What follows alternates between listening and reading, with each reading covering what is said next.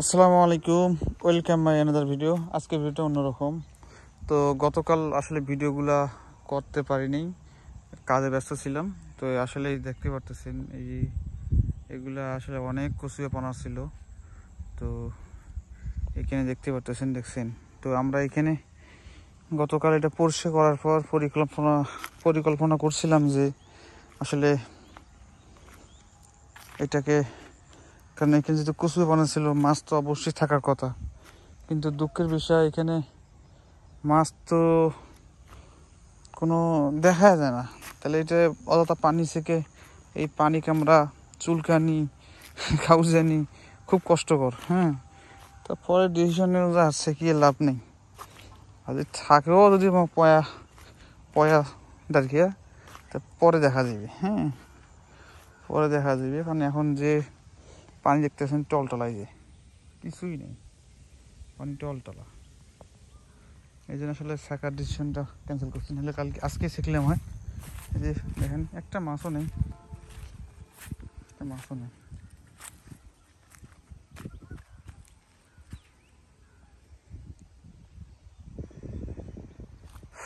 তার এখন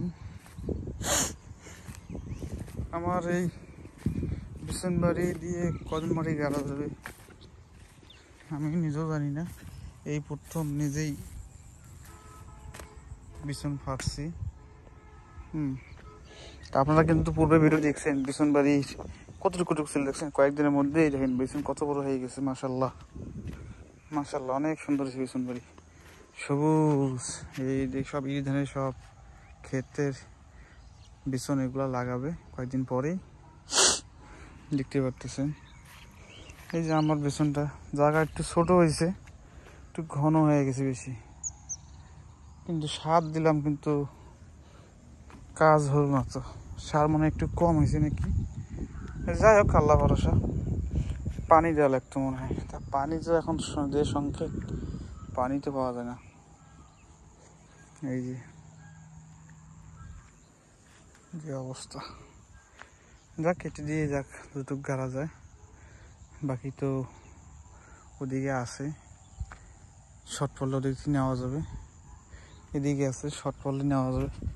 এখন 2 কেন 3-4 কেন আচ্ছা, সমস্যা নেই, সুযোগ হয়। এখানে 14 আছে, হাইব্রিড আছে। এটা কি তোর রে হাইব্রিড এগুলা?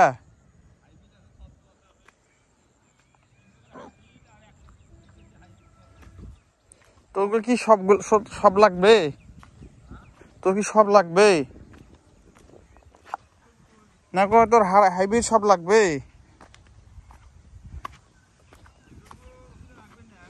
না? আগে তো ব্যথাইস না, কারণ কি জন্যে, কারণ বেসন মোর শর্ট পড়বে। দেখি শালা,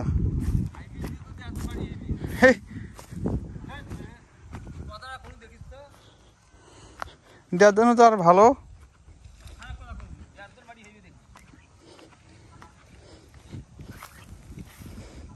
দেড়জন মাটি হইলে তো ভালো হয়ে যাবে। এটা করছে তো ওষুধ দিলু, কি লাভটা হইল কত?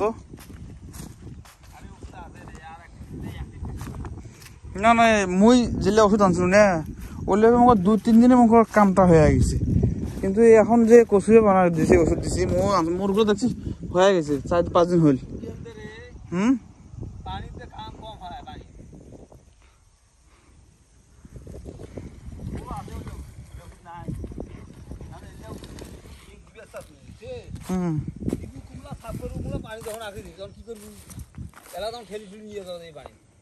কচুও মস্কারি করে নাকি?